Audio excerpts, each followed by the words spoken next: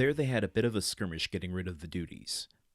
The excise was, in truth, the everlasting enemy of the patron of the La Jeune Amélie. A customs officer was laid low, and 2 sailors wounded. Dante was one of the latter, a ball having touched him in the left shoulder. Dante was almost glad of this affray, and almost pleased at being wounded, for they were rude lessons which taught him with what eye he could view danger, and with what endurance he could bear suffering. He had contemplated danger with a smile, and when wounded had exclaimed with the great philosopher, "Pain, thou art not an evil." He had, moreover, looked upon the custom officer wounded to death, and whether from heat of blood produced by the encounter, or the chill of human sentiment, this sight had made but slight impression upon him. Dante was on the way he desired to follow, and was moving toward the end he wished to achieve. His heart was in a fair way of petrifying in his bosom. Jacopo, seeing him fall, had believed him killed, and rushing toward him raised him up, and then attended to him with all kindness of a devoted comrade. This world was not then so good as Dr. Pangloss believed it. Neither was it so wicked as Dante thought it, since this man, who had nothing to expect of his comrade but the inheritance of his share of the prize money, manifested so much sorrow when he saw him fall. Fortunately, as we have said, Edmond was only wounded, and with certain herbs gathered at certain seasons and sold by the smugglers by the old Sardinian women, the wound soon closed. Edmond then resolved to try Jacopo, and offered him in return for his attention a share of his prize money. But Jacopo refused it indignantly. As a result of the sympathetic devotion which Jacopo had from the first bestowed upon Edmond, the latter was moved to a certain degree of affection.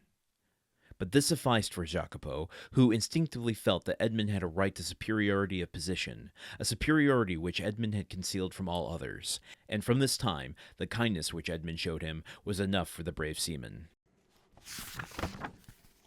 Hachi Machi, what the heck just happened here?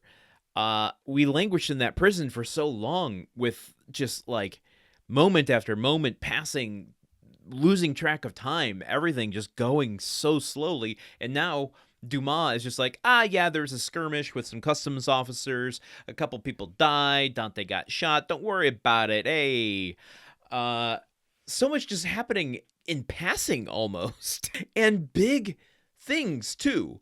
Now, this makes me wonder why Dumas would have chosen to spend so much time on watching, those fishermen out to sea getting smashed against the rocks, and Dante watching and trying to save them and yell out to them and warn them.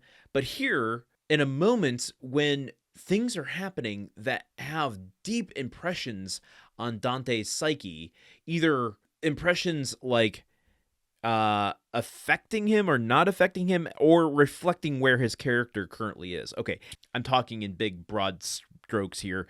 Let's break that down. In this skirmish with the customs officers, one custom officer was laid low. The one custom officer died, essentially, and 2 more were wounded. And Dante was one of them. Dante gets shot in the shoulder here, and just kind of falls over, and he says that, "Pain, thou art not an evil," a thought that he would not have had before he met Faria.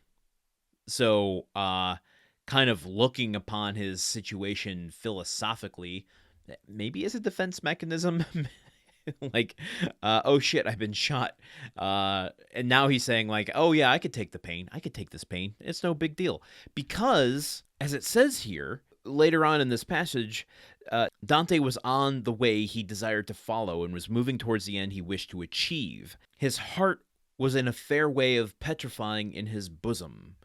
To me, that's saying, like, he's dead set on reaching Monte Cristo, getting this treasure. Maybe, although he does say that, I think it was in the last passage yesterday, saying that that could be still, a thought of the Mad Faria.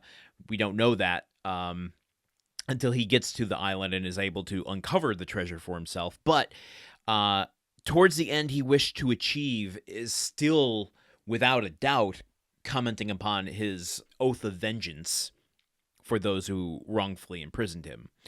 And that he's following that path so steadfastly that his heart is becoming stone, because he's not reacting much. He doesn't care much that the customs officer was dead. He looked upon the customs officer wounded to death, and whether from heat of blood produced by the encounter or the chill of human sentiment, this sight had made but slight impression upon him. Is Dante becoming a villain? Oh, maybe this is starting to shape up as like a morality tale on the way obsession can overcome us and make us lose our morality. Sorry, I'm all over the place today. I just found this very interesting. And then, of course, Jacopo, the ship's hand, is kind of the contrast to Dante here. Like, Dante might be going through all of these different chapters and meeting these different people and picking up different things from them. Like, Jacopo here is showing compassion toward Dante in a way that Dante doesn't fully understand. And in fact, Dante kind of treats it as transactional, offering him his share of the pay that comes from the cargo, and Jacopo refuses it, saying, "No, wait, dude, I'm here because, like, you are a comrade, and I don't want to see you fall." So will Dante learn a lesson from that level of devotion that Jacopo is showing to him? It's hard to say. I don't know. I have said it before, and I will say it right now. I'm kind of lost at sea in these chapters. I'm thoroughly enjoying this, but like from one second to the next, I'm losing sight of who Dante is. Not in a bad way, just kind of like in a keeping me on the hook for suspense and like everything Dumas is doing here to kind of leave me unmoored and watching a character emerge in real time. And I can't predict where it's going to go from one second to the next. So, wow. Okay. Sorry, this is a very messy episode, but let's just continue tomorrow with the penultimate episode of Chapter 22. Until then, I hope this makes sense then.